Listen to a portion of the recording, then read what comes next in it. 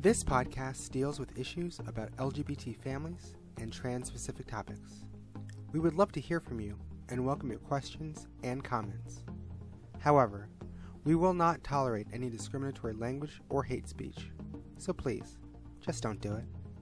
Enjoy the show.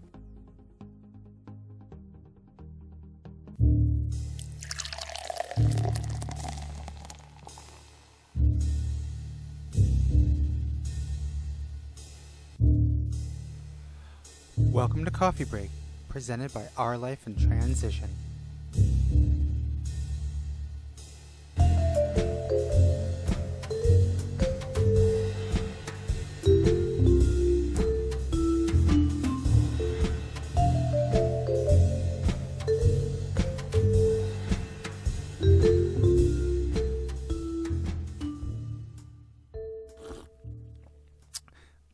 Coffee. Hello, everyone, and welcome to another Coffee Break presented by Our Life in Transition. It is me, Shannon. I'm here for episode 2. Last time you got to spend a little while with Rachel.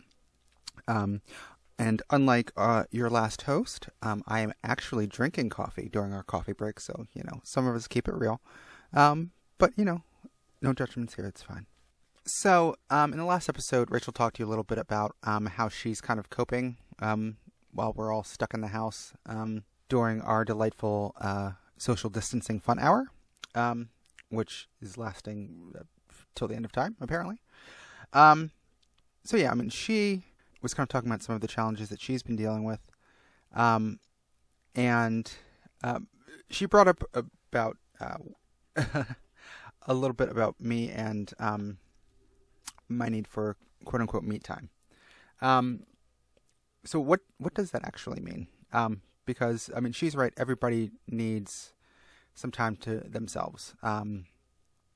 And it's really hard to do when you are cooped up in the house with your family or friends or whoever you are at home with, unless you are at home by yourself, which that's its own bag of issues. But there's something to be said for having some time to kind of breathe and step away. We've got a 2-year-old. It's difficult to kind of be on all the time. With the exception of when she's sleeping, she's full of energy and she just goes. So we have to try to kind of keep pace with that. And, the rhythm of our day prior to being cooped up in the house like this was much different than it is right now. So we're all trying to adjust to our new status quo.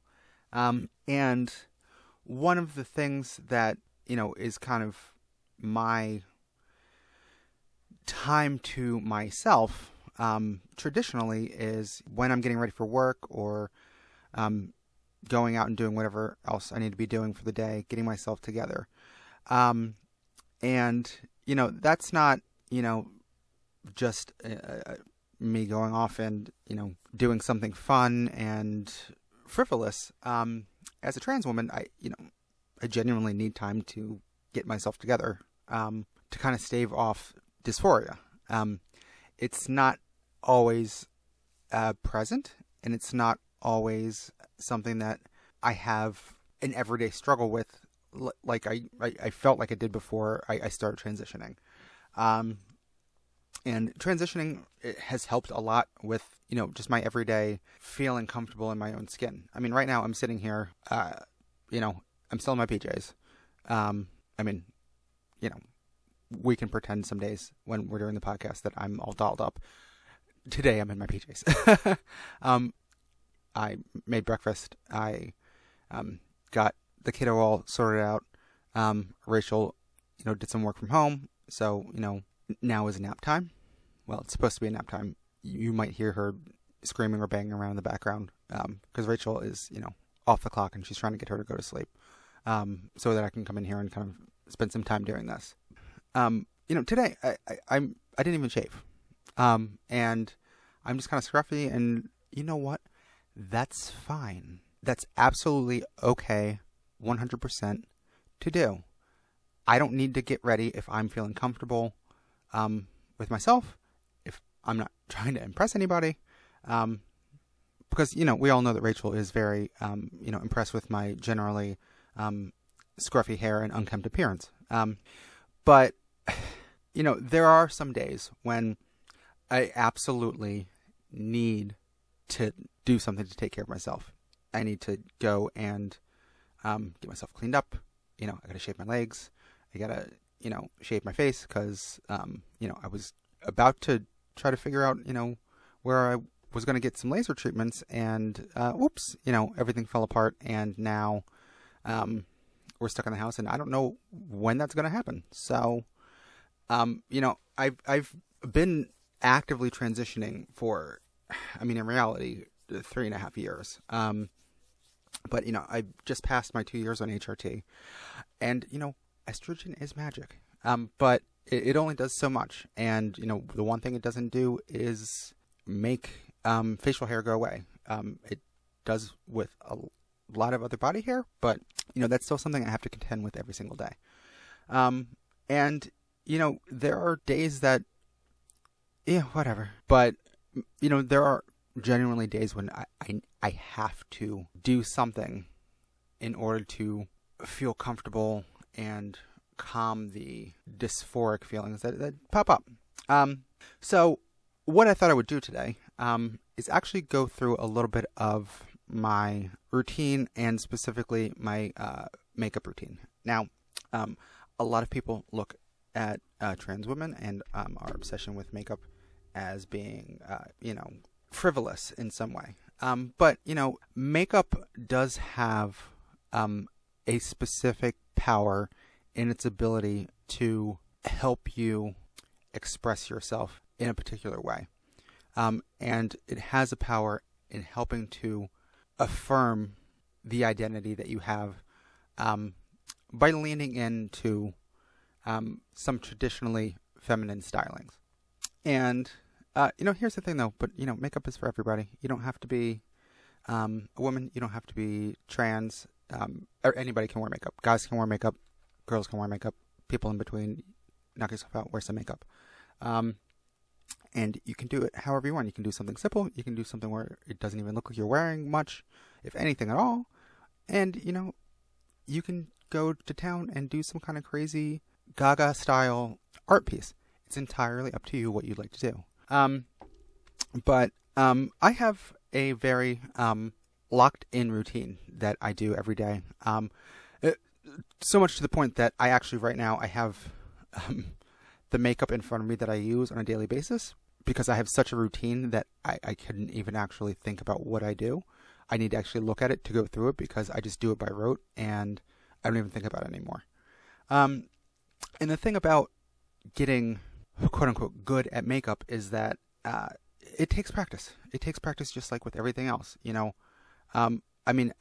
I felt very comfortable when I started doing my makeup because, I am an artistic person. I've drawn all my life, so it was familiar to me in that way. But it does take practice like any other thing that you are trying to be skilled at. And a lot of people look at me, once my makeup's on, I'm all cleaned up. And, I work at a spa and we have a lot of people who are like, you have such great skin. What do you do? And, I don't need to go into like, oh, well, I'm trans and, I take estrogen and, I work really, really hard at making my face look like this with the makeup that I have on. So I just say to a lot of people, like, I exfoliate and I blend my makeup well. And that, I think, is a sufficient answer. Some people are like, no, really, what do you do? I'm like, no, really, I exfoliate really well, and I'm really good at blending my makeup. But I do put in a lot of effort because it's not just a matter of affirming my own appearance. I also, in the world that we live in, want to be safe when I walk out the door.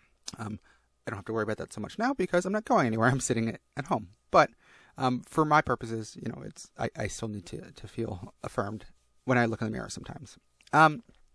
So what do I do every day? The first thing I do usually is get a shower. When your skin is all heated up and warm, that helps a lot. So I usually get a shower. I wash my face in the shower.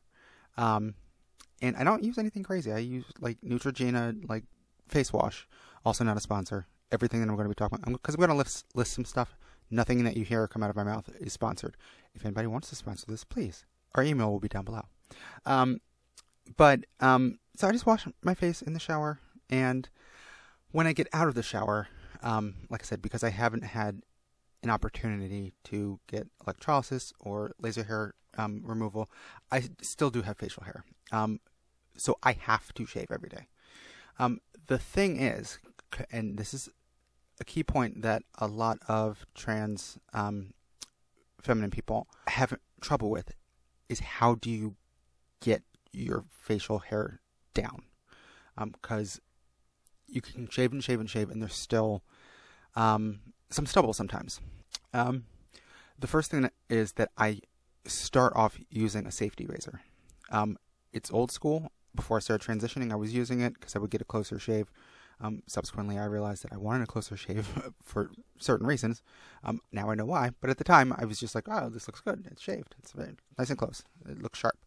But it does do a really good job at getting facial hair pretty low. The thing is, depending on who you are, depending on your skin type, depending on how your hair grows, this is not for everybody, because you can get ingrown hairs, you can get pimples if your skin is not healthy. And again, estrogen does help with that. So before I started taking HRT, I would never have recommended shaving the way that I shave now. I used to go, you shave in one direction, and that's it. That's what everybody gets told: shave in one direction. You don't want to get ingrown hairs. But what I do is I use a safety razor. I lather on, some shaving cream. I just use, Skin Intimate, the same stuff that I use to shave my legs with. And I use a bristle brush. I put it on there. Well, first of all, key point, before you start, warm your face up with a damp washcloth, as hot as you can stand without burning yourself, to help kind of soften your skin, loosen up your hairs. And then after I put the aftershave on, I use a safety razor and I shave down, and then I repeat, put on more shaving cream, and then shave down again.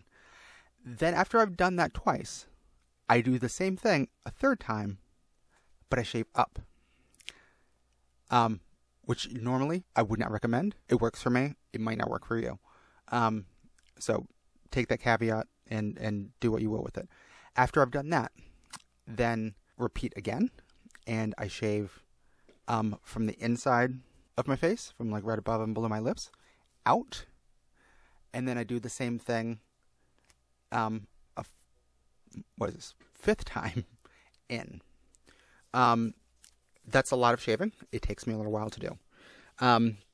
After all of this, I've got very thick Italian Irish eyebrows. People ask me how my eyebrows are so good. In part, I've got really bushy eyebrows, and I just shave away the parts that I don't like. You can wax, you can do a bunch of different things. I don't have the time or patience or money to go pay for somebody to do that frequently, so I just very, very, very carefully, I just shave my eyebrows. I shave the parts that pop up, and it works for me. But then, what I do after this, I'm trying to keep this short, and I have a feeling it's going to be long, because this is a long routine that I have. Is after I do that, then I go back to my face. I give it a couple minutes, to rest while I'm taking care of my eyebrows. Then I go back in, warm my face up again. Between each round of shaving, warm your face up with that washcloth again. Then I go back in, and at that point, I just use like a disposable razor. And I put some Nivea sensitive post-shave balm on, and I use that as a shaving cream. It sounds crazy, but it works for me. And I use that so that I have, it reduces the friction when I'm shaving, like an aftershave would, but it's not, layer up on my face so that I can't feel or see what I'm doing. And then I use a disposable razor and I go back in and get, whatever the safety razor didn't catch. Usually I go up, maybe I'll go back down to the side. Just, I kind of feel around, and you can feel it, better because you don't have a bunch of thick, creamy aftershave on your face. That sounded weird. But, and then once I've done that, I might repeat that process with the safety razor again, loosen it up a little bit, just so it's a little bit loose, but be very careful. This is usually when I cut my face. Try not to do that. And then I do that one more time with the aftershave as a shaving cream. And then I rinse my face off. I use the washcloth again, put really, really cold water on it, put it on my face, let it cool down. Sometimes I'll go get an ice cube as well to help cool my skin down. Because it's been through a lot. You've irritated it. You've rubbed your skin a lot with these razors, so you want to calm it down. And then I'll use the ice cube and then rest it a little bit with that washcloth for a minute or two, and then actually just put on the same aftershave as an aftershave, and then leave my face alone for a while. Usually at this point I'll go and moisturize my hair, kind of get that ready before I put my makeup on. And this gives my face some time to dry, and the aftershave is, dried up, so I'm not working with like a damp face when I start. So the first thing that I use is a primer. It's very important to get your makeup to stay on your face and not smudge off. I use just a regular Neutrogena Shine Control primer. Depending on the time of year, I might use the Shine Control. I might use one that has a little bit of a shimmer, depending on whether I want to have like a glowy summery look, or like it's like winter and I don't want to look like I'm sweaty. So I'll use that, and then after that, even though I've gone through all these rounds of shaving, there's still a very light shadow that you can see on my face. It's frustrating until I can get the hairs blasted off my face. It's something I've got to deal with. So you can mitigate that color by using a color correcting concealer. So I use just LA Girl Pro Concealer. Just get the orange one. This one is, it's just orange corrector. And then I use that, and I just rub that in with my fingers. Just a little bit goes a long way. So don't put too much on. And then just cover, the areas where there's a very light shadow. Then when I'm done with that, then I will set it with some setting powder. I use just Airspun translucent powder. So then I have that as a base. The orange mitigates the kind of blue tones in the facial hair that I have. And then I let that set for a couple minutes. Usually this is when I go and I get my clothes ready. And it gives the setting powder a couple minutes to set in. Then I just use a bristle brush and just brush off the excess. And then I go in with a moistened beauty blender. You can use anything that you want, a sponge, blender, whatever works for you. I use the Real Techniques one. I love those ones. They're relatively cheap and they work well. And what I will do then is go in with a liquid foundation. So I just use L'Oreal Paris Infallible Pro Matte. It's not shiny. And I'll use the beauty blender and then do like a full coverage with that. Blend that in, make sure it's nice and even. Then what I'll do, and again, like I said, there's a lot of steps in this. It sounds crazy, but it works. Then I will use Dermablend. I love Dermablend. I love Dermablend. We'll go in and use the sponge again. Go over top of the first layer of liquid foundation with that, blend it in. Sometimes I might go back in with another little bit of the L'Oreal just to kind of even things out. Ding. But then, and then after that, I will go in and just use the beauty blender just to even everything out. At this point, some days I will use just a regular LA Girl concealer. You can use whatever kind of concealer you want, whatever really works for you. And just do, highlight, the areas like the bridge of my nose, my cheekbones, things like that. Just kind of highlight those areas that I want to have a little bit more definition. And then what I do, I don't go back in with the setting powder. This sounds crazy, but after a lot of trial and error, this is what I found works for me. I go back in and I set everything with a Bare Minerals powder foundation. And this really sets the color, sets everything so that nothing's really going anywhere, and it looks fantastic. It really evens everything out, and then I'll give that a minute, and then I'll go in with a Bare Minerals contour, and then just, contour on my cheekbones, the sides of my face, on my chin, things like that. And it's the one thing that I explained to somebody is that a lot of what I do are makeup tips that I took from drag makeup, but I just don't do a drag styling. It's an everyday makeup that is uses those techniques, but just not the outlandish styling, and it works. And so at this point, I've got my face done. I've got the foundation. I've got, contour. Everything looks great. So at this point, I really just have to do my brows, my eyes, and my lip. Like I said, I've got pretty good eyebrows to begin with because I just get rid of the parts I don't like. But, I do just kind of shape them a little bit more. Just use just a brow pencil. I just use a LA Girl slim brow pencil. It's got a brush on the one end, so that's good for, kind of getting the wild hairs in my eyebrows, to go in the direction I want them to. And then just go in and just very lightly outline and define my eyebrows with this. Maybe I'll fill in a little bit. And then I use a CoverGirl Easy Breezy Brow Fill and Shape, just to kind of get some, spots in my eyebrows that are a little bit patchy. And then I go in after all that and use an Ardell Professional Brow Gel. It sounds like a lot, but a little bit goes a long way. So don't go crazy with it, or you'll look like you have caterpillars on your face. So try not to do that. And then I curl my eyelashes, and then just go in with some mascara. Right now I'm using Smashbox, but you can use whatever mascara works for you. That's just what I'm using right now. And as far as like eyeshadow, things like that, it depends on the day. Depends on the day. I will go in some days and I will use that. Other days I don't. I do have the Conspiracy palette, the Shane and Jeffrey one. It has really good colors. I didn't get the one with the green though, which I'm mad about. But one day.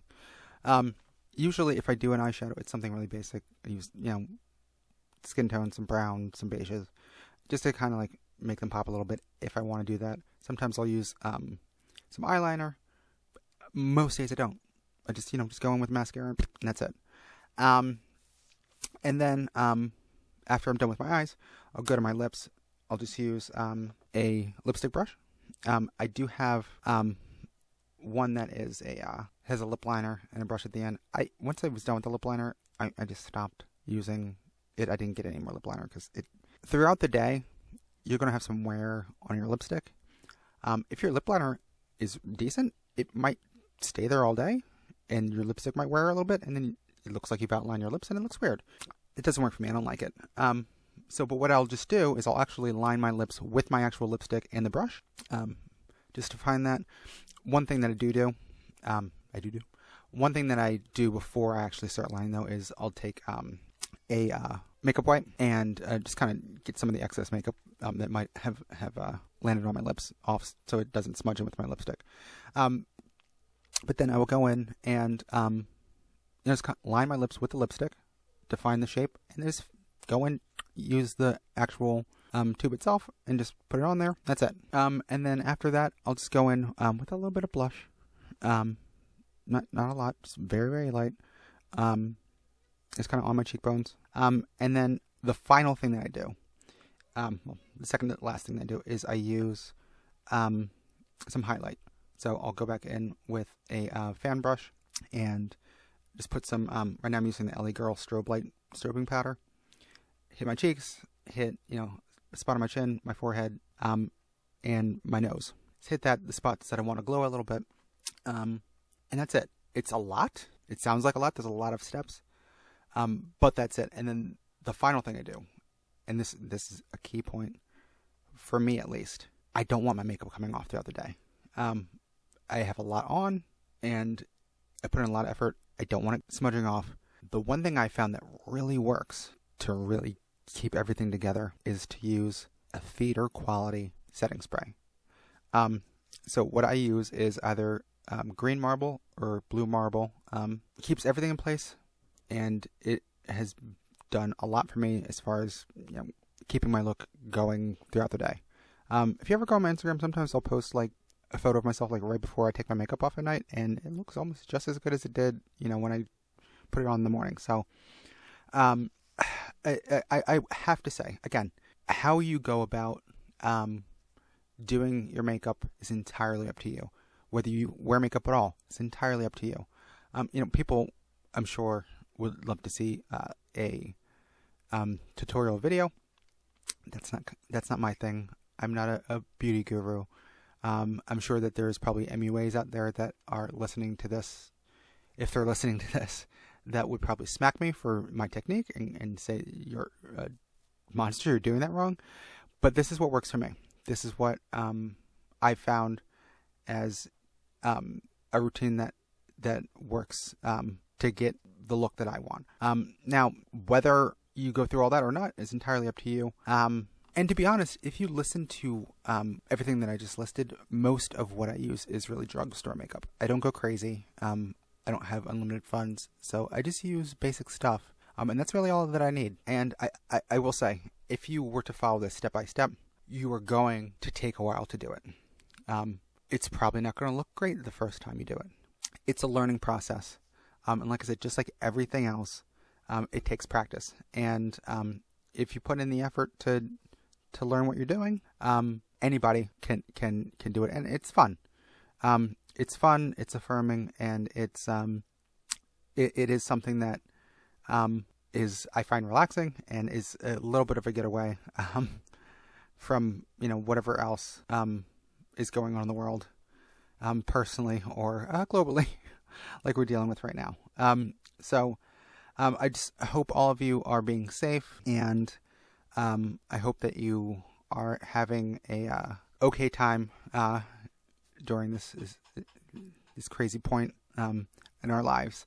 And if you got some free time and you want to try some makeup styles out, if you've got to go out, great. If you are just sitting at home with nothing to do, if makeup is something that you have wanted to try to get a better grasp of, now's the time. But I just hope that you are all doing well. Stay safe. Wash your freaking hands. And I hope that you all have a good one, and we will catch you next time. Bye.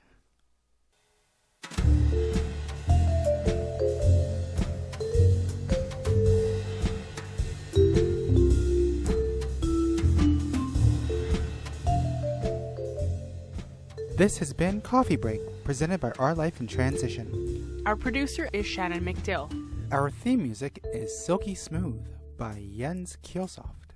Support us on Patreon at patreon.com/olitpod. That's /OLITPOD. Your support makes this show possible. Thank you.